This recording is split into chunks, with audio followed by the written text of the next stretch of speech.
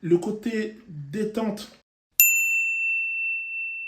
Ladies and gentlemen, bienvenue dans cette nouvelle vidéo. Je suis Kevin Monsoni, coach vocal en gospel et musique chrétienne moderne.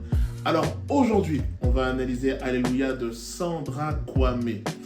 Et je dois dire que c'est ma chanson préférée de Sandra Kwame, avec ses accents pop soul. Et surtout, on a une écriture super efficace et vraiment une mélodie vraiment très très catchy. En plus, on est sur un rythme ternaire et je trouve que la pop soul en ternaire, c'est vraiment super efficace. Alors, ça va être la version avec Dana Mona parce que, alors la version avec Phil Thompson est vraiment dingue. Mais je trouve que la version avec Dana Mona, on avait quelque chose de complémentaire entre ces deux voix féminines dans leur approche de l'interprétation vocale, dans leur voix, etc. Donc les gars, on va pas perdre plus de temps et c'est parti pour l'analyse.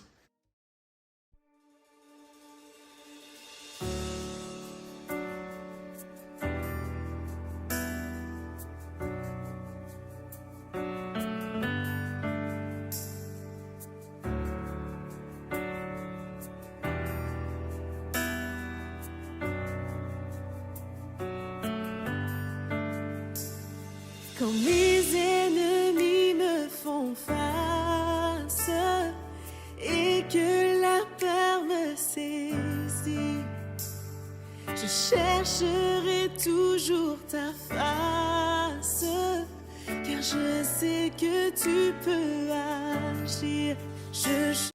Yes. Alors, ici, elle va tout simplement poser le cadre, ok? Elle pose le cadre de ce qui sera la mélodie de base. Ça, c'est super important en interprétation vocale. Généralement, on ne commence pas à faire des folies dès le premier couplet. En termes de prononciation, elle est sur des voyelles très conventionnelles. On verra que ce ne sera pas forcément le cas avec Dana Mona. Elle est très mesurée dans son approche. En revanche, là où c'est assez fort de sa part, elle va mettre quelques petits effets vocaux qui ne se remarquent pas comme ça, mais qui viennent rajouter du relief. Elle va mettre par exemple du vocal fry. Comme mes ennemis. Ou bien des petites cassures vocales comme ça. Je chercherai. Vous voyez? Ou bien des petits moments où il y aura une voix soufflée. Comme car je sais. Ces tout petits effets vocaux viennent vraiment rajouter du relief à son introduction. Chante Alléluia.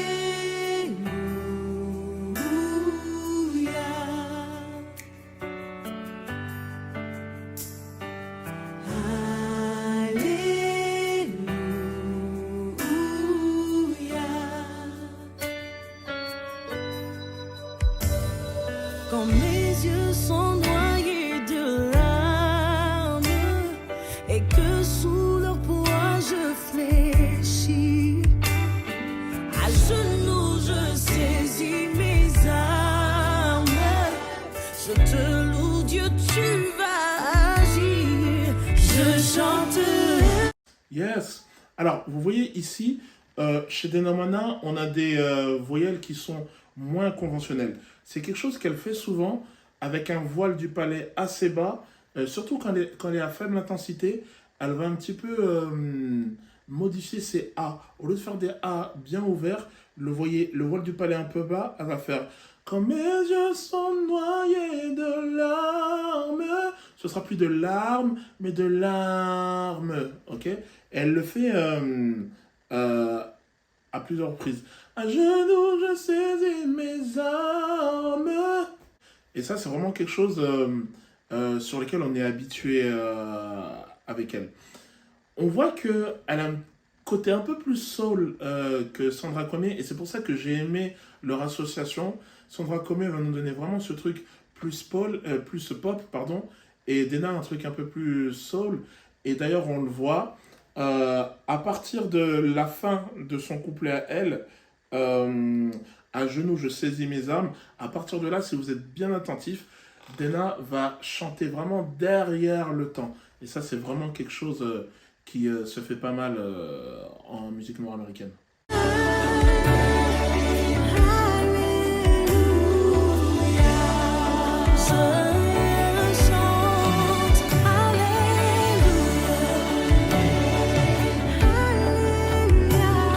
Je chanterai,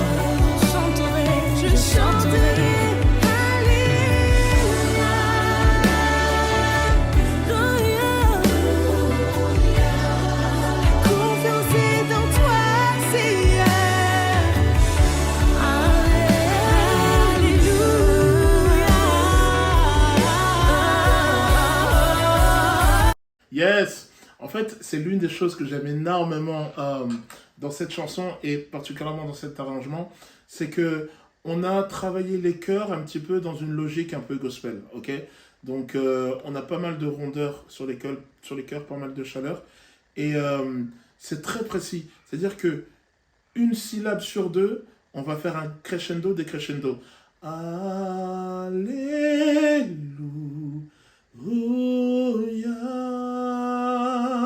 Ok?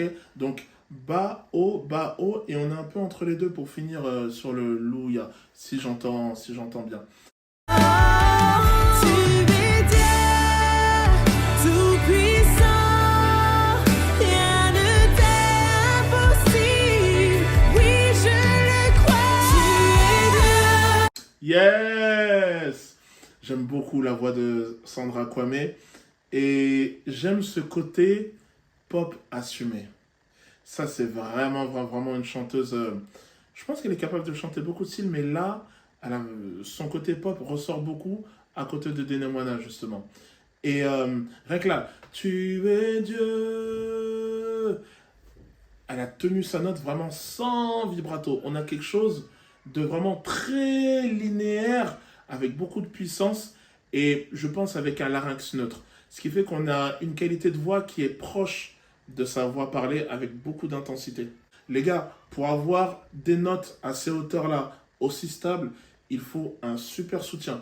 Surtout que le vibrato, ça ne donne pas qu'un effet esthétique, mais le vibrato, avant tout, en technique vocale, ça aide à relâcher, à apporter du relâchement au niveau des cordes vocales. Ok?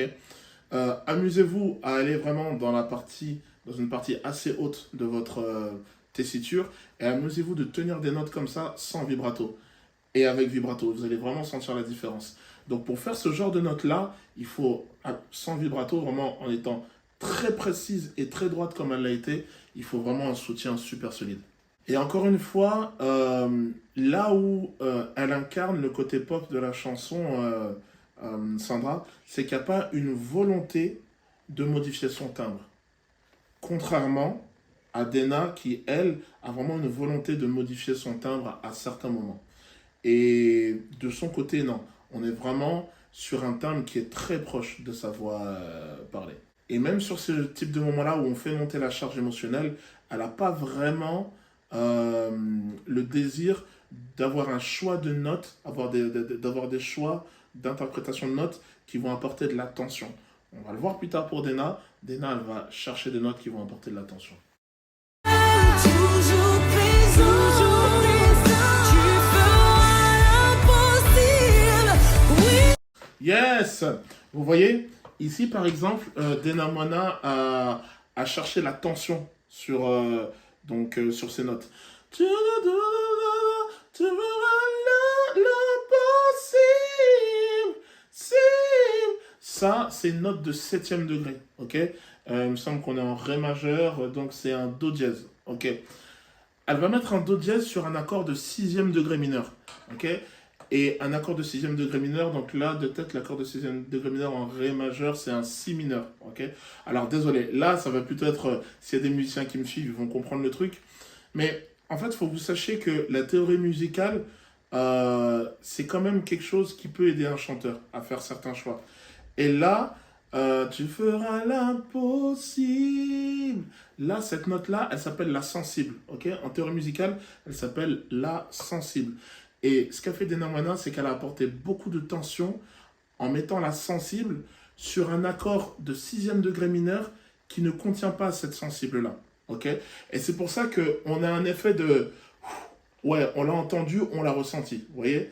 Donc cette tension-là, elle s'appelle la sensible parce que, justement, entre guillemets, c'est une note qui est sensible à nos oreilles et qui demande à être résolue sur la tonique. Alors, excusez-moi, c'est super technique ce que je vous dis, mais qui demande à être résolu sur le 1er degré, donc qui est le Ré majeur, ou bien la note de Ré. J'ai coupé un peu tôt, mais ensuite, oui, je le crois, oui, je... Et encore une fois, elle appuie sur cette sensible, sur ce 7e degré, sur cette note de 7e degré, donc sur ce Do dièse. Oui, je... Ok? Et là, pour le coup, c'est un accord de Fa majeur. sur lequel elle fait ça. Et je trouve que ça apporte encore plus de tension parce que c'est un accord de Fa majeur. Et l'accord de Fa majeur, si tu mets ce septième degré, cette note de septième degré, cette sensible, ça crée un triton entre le quatrième degré et le septième degré. Donc c'est très technique, mais le triton, c'est l'écart où il y a le plus de tension. Donc vraiment, elle apporte vraiment ce côté qu'on retrouve vraiment plutôt dans la black music, quelque chose où on va chercher la tension et la détente. La tension et la détente. Et on le voit, oui, je le crois, septième degré, on revient sur le premier degré, et là on enlève la tension. Désolé, c'est ça que je voulais vous montrer au piano, mais j'ai eu des problèmes sur les branchements, donc promis, la prochaine fois que je vais vous montrer quelque chose de très technique, je brancherai le piano pour pouvoir vous l'imager. Donc c'est ça que j'ai mis dans cette version, on a vraiment une complémentarité entre ces deux-là, ok ? On a vraiment une précision de dingue et une maîtrise de dingue chez Sandra. Et on a vraiment ce côté soul avec ce côté tension, détente chez Dena Moana.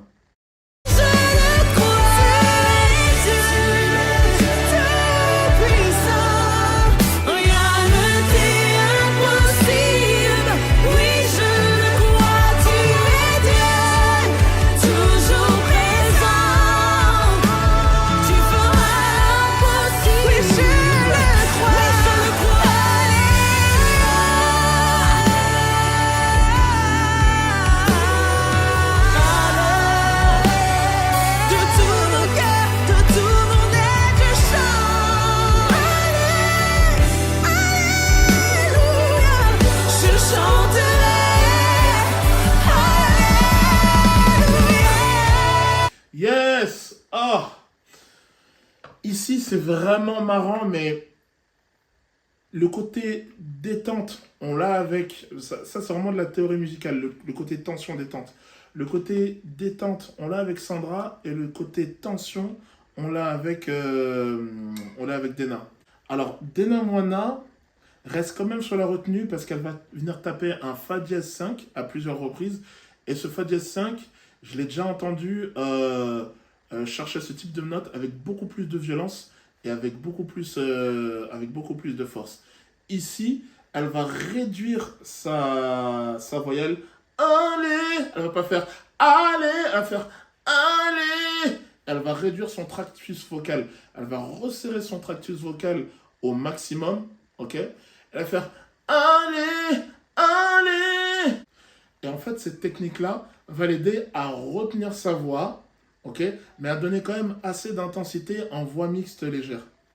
Et elle joue énormément, encore une fois, avec son timbre, avec les différentes configurations de son tractus vocal. Donc c'est ça qui est marrant, les deux incarnent vraiment deux faces de la musique, la tension et la détente.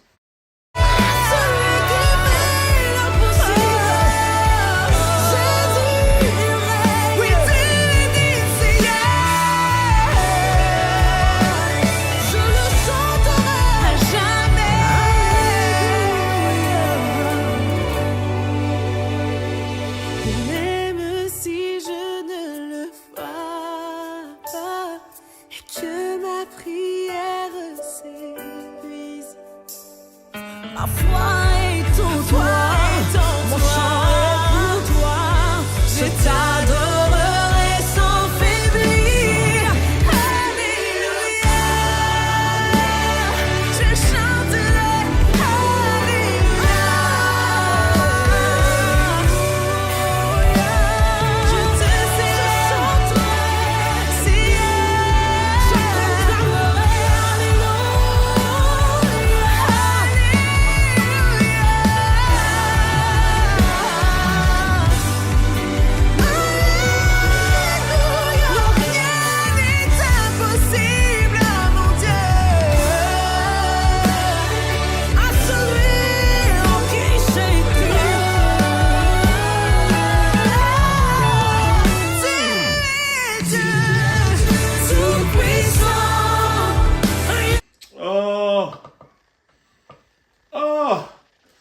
J'ai pris une vingtaine de secondes de violence pure.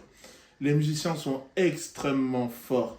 Et en termes d'arrangement, vous voyez, là on arrive doucement dans le dernier tiers de la musique. Et là, il balance toute la sauce. Jusqu'à maintenant, on était dans quelque chose d'assez pop, très retenu.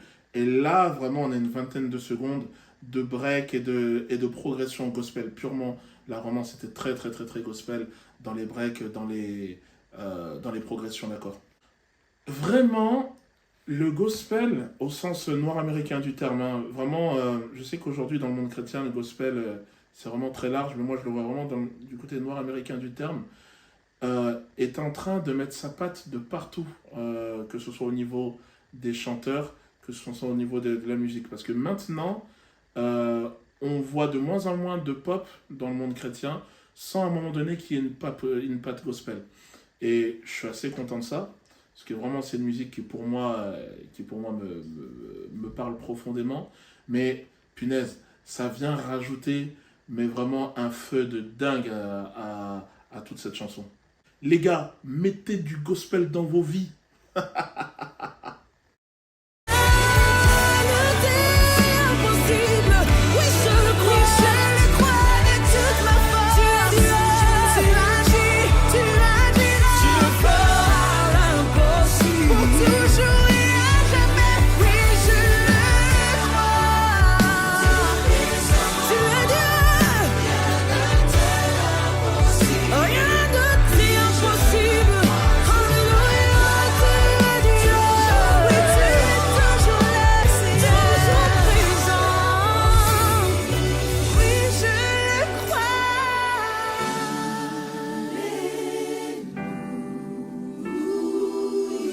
Yes, vous avez vu des Namana?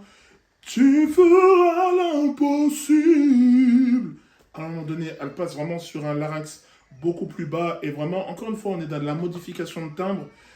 Encore une fois, elle joue avec les différentes couleurs de sa voix. Donc, elle nous donne vraiment quelque chose qui est d'une logique plus soul, plus gospel. Les arrangements, je ne sais pas qui a arrangé le chœur, mais en tout cas, celui qui a arrangé le chœur est vraiment bon. Vraiment bon. Et en fait, je suis content de faire toutes ces analyses parce que musicalement, on n'avait peut-être pas quelque chose d'aussi riche 20 ans en arrière, 30 ans en arrière. Il y avait de la diversité, mais c'était peut-être pas aussi riche. Et aujourd'hui, je parle du monde francophone.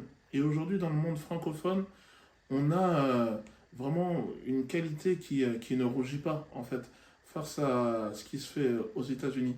Et en fait, c'est pour ça que je fais ce genre d'analyse, c'est en fait pour vous faire vous rendre compte que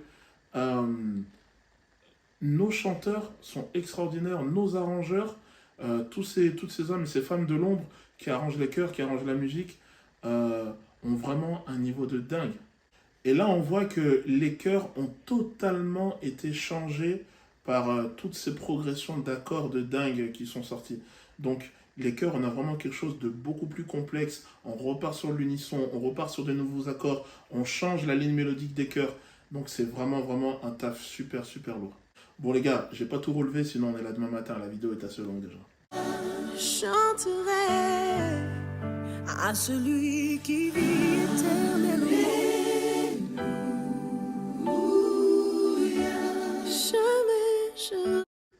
Alors, le travail d'ingénierie du son qui a été fait sur le chœur, pour moi, clairement, il a été fait pour apporter vraiment ce truc gospel. Ce son vraiment rond gospel avec un peu de souffle. Il a été vraiment fait pour ça. Pour autant, on n'est pas sur un son gospel typique. Vraiment, en termes de vibrato, on est assez léger. On est assez léger en termes de vibrato. Même en termes d'agressivité de soprane, au moment où on était en plein milieu de l'intensité, c'était quand même assez modéré. Mais en fait, c'est pas le but. C'est pas une musique gospel. Donc, je trouve que dans cette chanson, on a un parfait mélange entre la pop, la soul, la pop, le gospel. Et en fait, c'est ça que je retiens de ce titre, c'est équilibre parfait. Un équilibre parfait dans l'arrangement vocal, un équilibre parfait dans l'arrangement musical, et puis un équilibre parfait entre ces deux solistes exceptionnels. Les gars, en tout cas, j'espère que cette analyse vous a plu, et moi, je vous retrouve à tout bientôt pour une nouvelle vidéo. Ciao, ciao.